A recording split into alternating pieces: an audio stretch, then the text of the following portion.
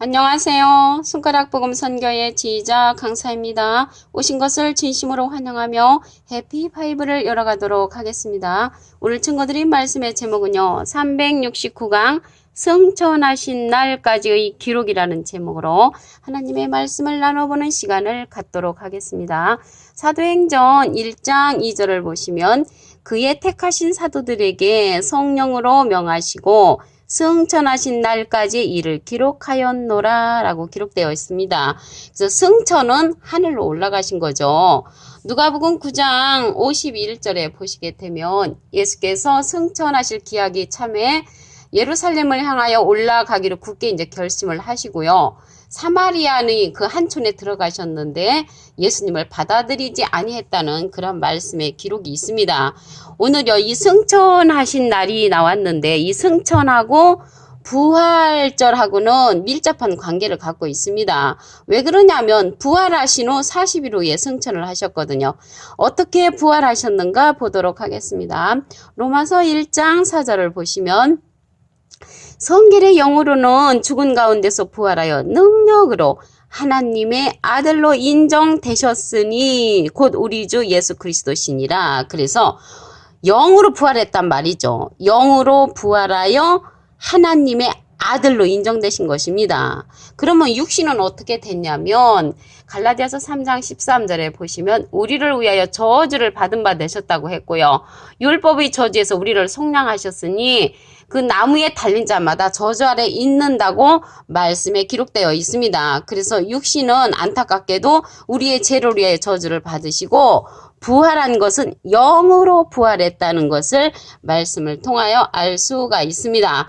영으로 살리심을 받으신 내용을 한 구절 더 보시겠습니다. 베드로전서 3장 18절 그 밑에 부분에 보시게 되면 육체로는 죽임을 당하시고 영으로는 살리심을 받으셨으니 그래서 육체로는 죽임을 당하시고요. 영으로는 살리심을 받으셨기 때문에 부활한 것은 영으로 부활하셨기 때문에 승천하실 때도 영으로 승천하신다는 것을 알 수가 있습니다. 욥기서 14장 그 10절에 보시게 되면은 사람이 죽으면 소멸되나니 그 기운이 끊어진즉 그가 어디 있느뇨. 그래서 사람이 죽으면 소멸된다고 할까요? 사람이 죽으면 어찌 다시 살리까? 욥기서 14장 14절에도 기록되어 있습니다. 그래서 죽어지면은 육체는 다시 부활할 수가 없고요. 부활한 부분은 영으로 살리심을 받으시고요. 영으로 부활하셨다는 것을 알 수가 있습니다. 로마서 1장 4절과 베드로전서 3장 18절 그 밑에 부분에 보시면 예수님께서는 영으로 부활하셨다는 것을 말씀을 통하여 알 수가 있습니다. 그래서 40일 동안 예수님이 부활하신 후에 그 영으로서 옥에 있는 영들에게 복음을 전파하셨습니다. 사도행전 1장 3절을 보도록 하겠습니다. 해 받으신 후에 또한 저에게 확실한 많은 증거로 친히 사심을 나타내사 40일 동안 저희에게 보이시며 하나님 나라의 일을 말씀하시니라. 그래서 3일 동안 무덤에 계셨고요. 그래서 무덤 위에 계신 후에 부활하셔서 40일 동안 하나님 나라의 말씀을 하셨습니다. 그러면 영으로 부활하셨기 때문에 영으로서 전파를 하셨겠죠. 어떤 자들에게 전파했는가 보도록 하겠습니다. 베드로전서 3장 19절을 보시면 저가 또한 영으로 옥에 있는 영들에게 전파하시니라. 그래서 예수님이 영으로 부활을 하셔가지고 옥에 있는 영들에게 하나님의 말씀을 전파하셨다는 것을 베드로전서 3장 19절에 말씀에 기록되어 있습니다. 그리고 승천하신 자 하나님 아들 예수님은 대제사장이었습니다. 큰 대제사장. 히브리서 4장 14절을 보도록 하겠습니다.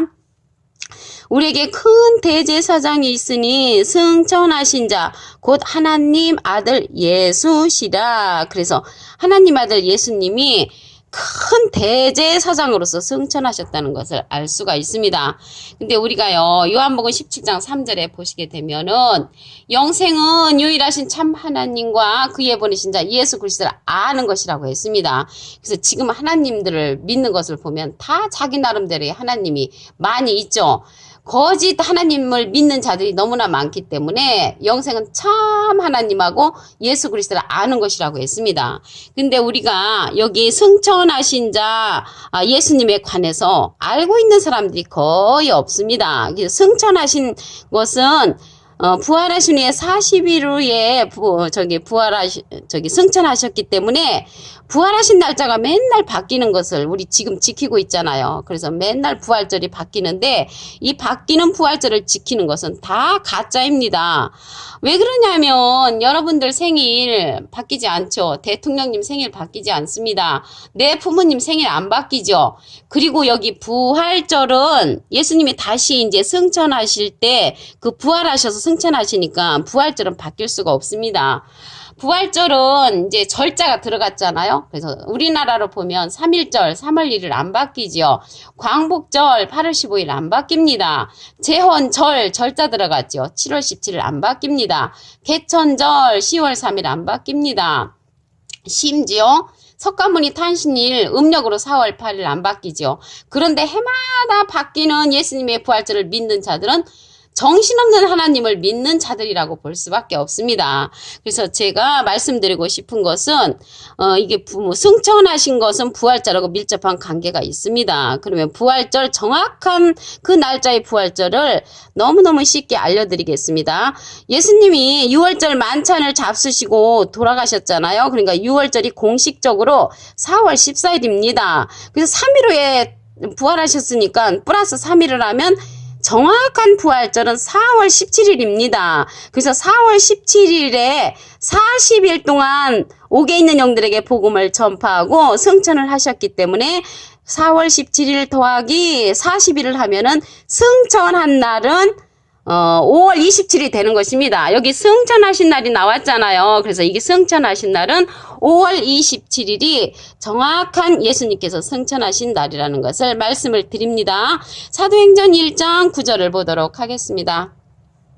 이 말씀을 마치시고 했는데 어떤 말씀을 마치셨냐면 사도행전 1장 8절에 보시면 오직 성령이 너에게 임하시면 너희가 권능을 받고 예루살렘과 온 유대와 사마리아와 땅끝까지 이르러 내 증인이 되리라. 이 말씀을 마치시고 저희 보는 데서 올리워 가시니 구름이 저를 가리워 보이지 않게 하더라.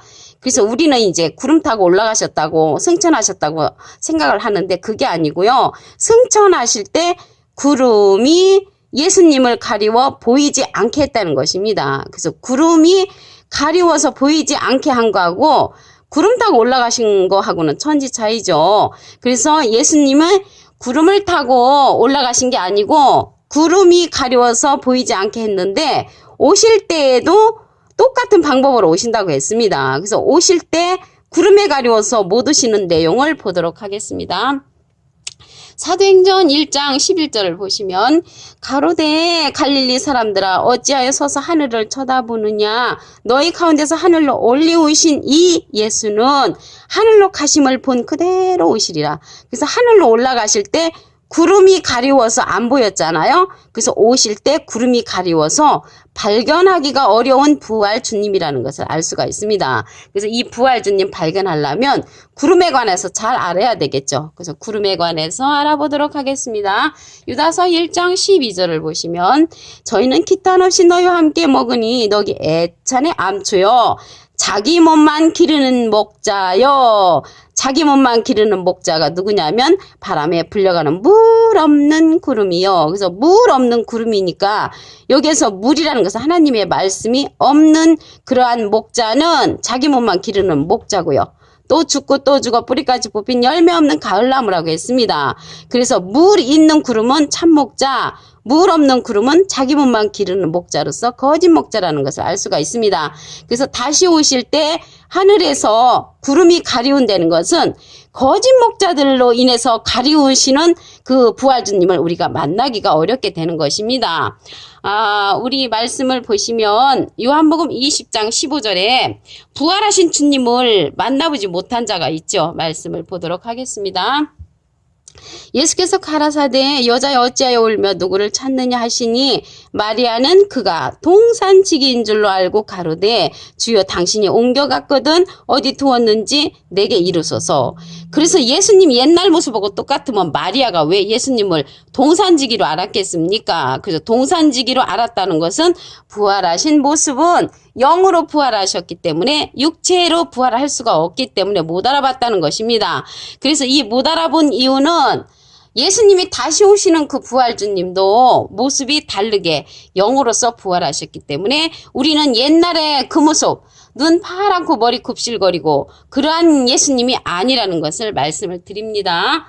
고린도전서 15장 6절에 보시게 되면 500여 형제에게 일시에 보이셨나니 그 중에 지금까지 태반이나 살아있고 어떤 이는 잠들었으며 그 앞에 기절에 보시게 되면은 부활하셔가지고요.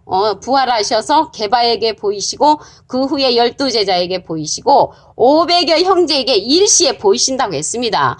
그래서 이 시대에 부활주님을 500명 이상 일시에 만날 수 있는 그런 자들도 있다는 것을 말씀을 통하여 알 수가 있습니다. 또 부활주님을 못 알아본 사람이 있죠. 엠바로 가는 그 두 사람이었잖아요. 누가복음 24장 15절에 보시게 되면 저희가 서로 이야기하며 문의할 때 예수께서 가까이 이르러 저희와 동행하시나 저희의 눈이 가려워져서 예수님을 알아보지 못했다고 했습니다. 왜 예수님을 알아보지 못했냐면 말씀드렸다시피 영으로 부활하셨기 때문에 모습이 틀리기 때문에 알아보지 못했습니다. 언제 알아봤냐면 누가복음 24장 30절에 보시면 그 엠마오로 가는 그 사람들과 함께 음식을 잡수실 때 떡을 가지사 축사하시고 떼어 저에게 주심에 저희 눈이 밝아져 예수님을 알아봤다고 했습니다. 그래서 여기에서 떡은 생명의 떡, 예수님의 생명의 말씀을 상징을 합니다. 그래서 우리가 생명의 말씀을 받고 눈이 밝아지면, 영적인 눈이 밝아지면은 부활하신 주님을 만날 수가 있습니다. 고린도전서 15장 6절에 보시면 500여 형제에게 일시에 보이셨다고 했거든요. 부활하신 주님이. 그래서 우리가 500여 형제 그 이상으로 부활주님을 만나려면 생명의 떡을 먹고 눈이 영안이 열려지면은 부활주님을 우리도 함께 만날 수가 있습니다. 오늘 승천하신 날까지 기록인데요. 승천은 하늘로 올라가신 그러한 날이죠. 그래서 그러한 날은 아까 제가 말씀드렸듯이 6월절은 공식적으로 4월 14일입니다. 거기에다가 3일을 플러스하면은 예수님의 부활절 4월 17일은 부활절이고요. 그리고 해 받으신 후에 예수님이 이제 40일 동안 하나님의 나라의 말씀을 증거하신 후에 승천을 하셨거든요. 그래서 부활하신 부활절 4월 17일에다가 플러스 40일을 하면은 5월 27일에 승천하신 날이 되는 것이고요. 그 승천하신 날 그때까지의 기록은 베드로전서 3장 19절에 보시면 저가 또한 영으로 옥에 있는 영들에게 전파하시니라. 그래서 40일 동안 옥에 있는 영들에게 이제 전파를 하신 후에 승천하셨다는 것을 알 수가 있습니다. 승천하신 내용을 보도록 하겠습니다. 사도행전 1장 9절을 보시면 이 말씀을 마치시고 저희 보는 데서 올려와 가시니 구름이 저를 가리워 보이지 않게 하더라. 그래서 하늘로 올라가실 때 구름이 예수님을 가려워서 보이지 않게 했다고 했습니다. 그래서 오실 때에도 그대로 오신다고 그랬죠. 사도행전 1장 11절을 보도록 하겠습니다. 갈릴리 사람들아 어찌하여 서서 하늘을 쳐다보느냐. 너희 가운데서 하늘로 올려오신 이 예수는 하늘로 가심을 본 그대로 오시리라. 가실 때 어떻게 가셨냐면 구름이 예수님을 가리워서 보이지 않게 했기 때문에 오실 때에도 구름이 가리워서 발견하기가 어렵다는 내용입니다. 그러면 구름은 유다서 1장 12절에 보시면 저희는 기탄 없이 너희와 함께 먹으니 너희 애천에 암치여 자기 몸만 기르는 목자여. 그 자기 몸만 기르는 목자가 물 없는 구름으로 나와 있습니다. 그래서 물이 없다는 것은 자기 몸만 기르는 목자니까 물은 말씀, 생명의 말씀을 상징하기 때문에 생명의 말씀이 없는 목자로 말미암아 우리가 다시 오시는 부활주님을 만나기가 어렵다는 말씀이 되겠습니다. 오늘 369강 승천하신 날까지 기록이라는 제목으로 하나님의 말씀을 나눠보는 시간을 가졌습니다. 감사합니다.